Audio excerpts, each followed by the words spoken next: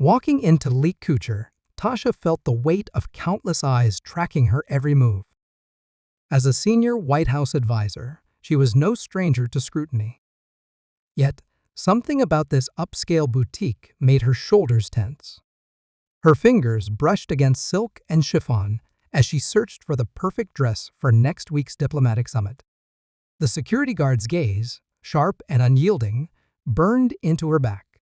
His name tag read Bradley. Since her entrance, his eyes hadn't strayed, even as other customers moved freely through the aisles without a second glance. His attention stayed fixed, his judgment unmistakable in every lingering look. A T knew real-life stories. We uncover moments where prejudice intersects with power. Today's tale dives into a simple shopping trip that spiraled into a confrontation, one that would shake the city's fashion elite to its core. As Tasha stepped into the fitting room, neither she nor Bradley could have foreseen how the next 10 minutes would drastically alter both their lives.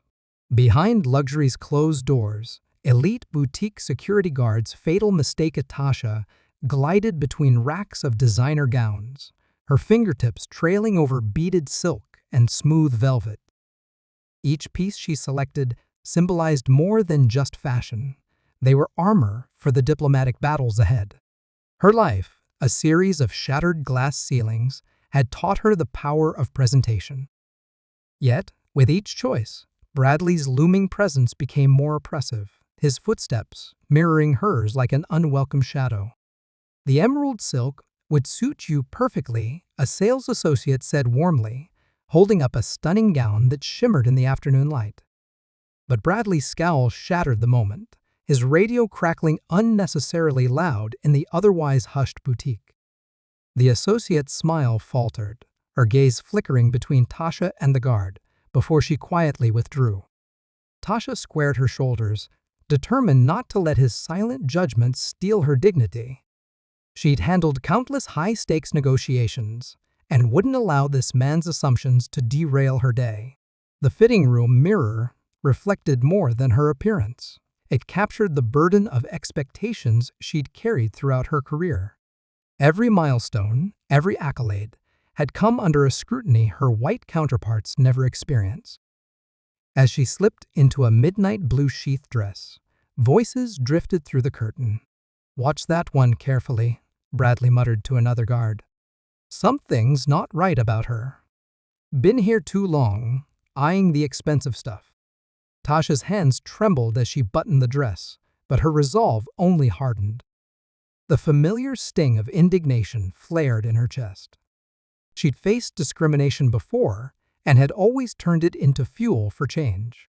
Deciding to make her final selections, including a cream blouse she'd admired, Tasha left the fitting room. But even this simple act ignited Bradley's suspicion. Knife. Other shoppers froze, their expressions a familiar mix of discomfort and feigned ignorance. Some quickly busied themselves with their phones, while others simply turned away. "I need to check your belongings." "Store policy for suspicious behavior," Bradley stated. "On what grounds?" Tasha's voice was steady, her years of diplomatic training evident in her calm, controlled response.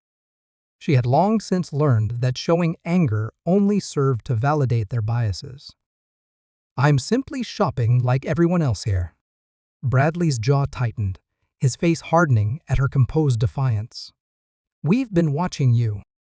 Taking items into the bathroom isn't normal shopping behavior." As his hand moved toward her arm, Tasha instinctively stepped back, maintaining an invisible yet firm boundary. "Don't touch me," she warned, her tone carrying the weight of countless White House briefings. "Your assumptions about what constitutes normal behavior are exactly the problem here." But Bradley's next move shattered any pretense of professionalism.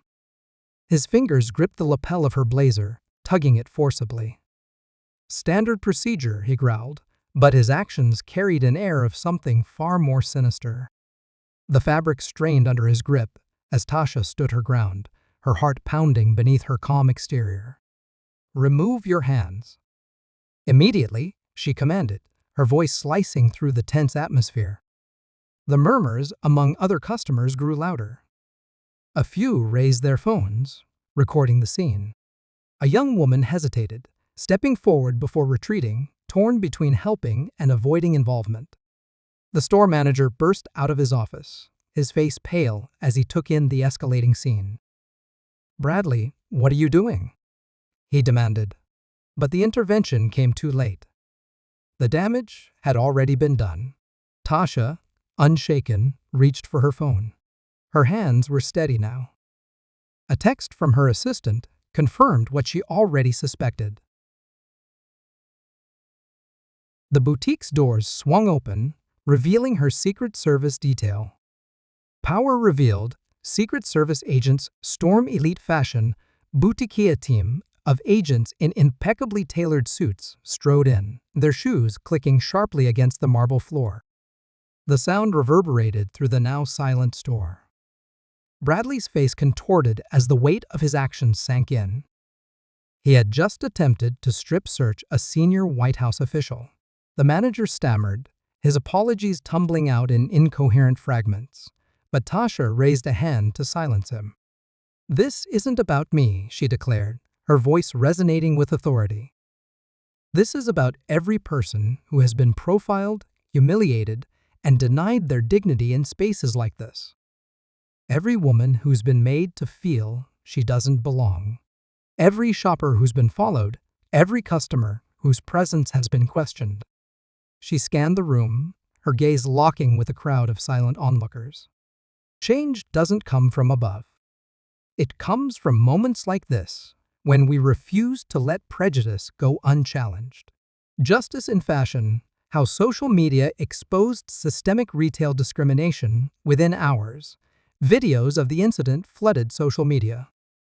The hashtags Justice in Fashion and Retail Discrimination began trending. Elite Couture's corporate office scrambled to issue statements, launching an immediate investigation that would uncover not only Bradley's actions, but systemic issues within the company's policies.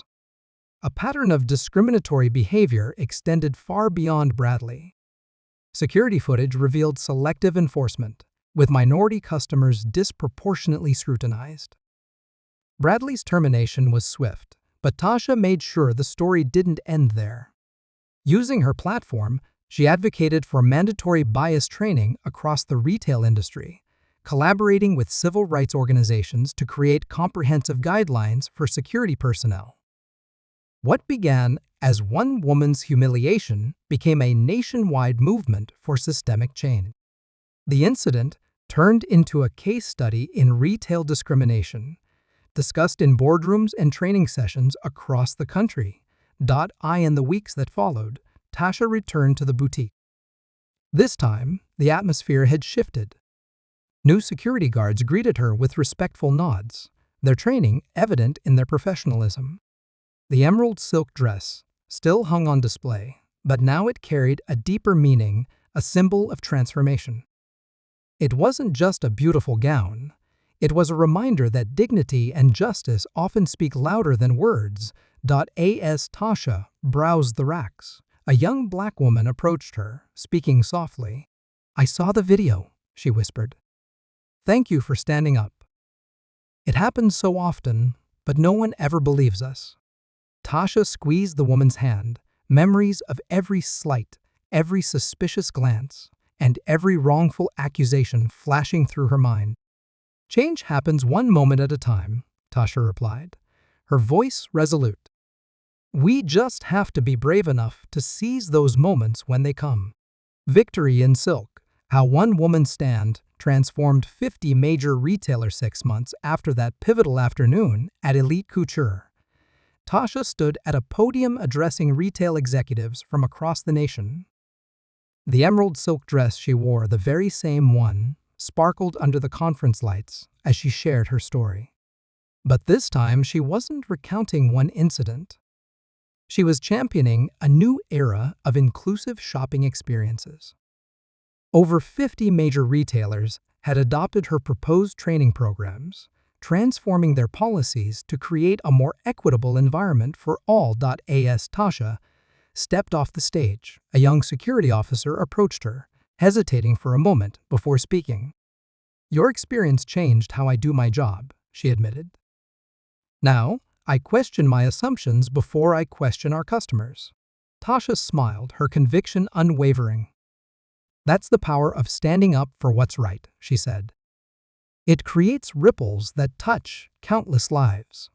One person's courage can transform an entire industry, turning moments of injustice into catalysts for change."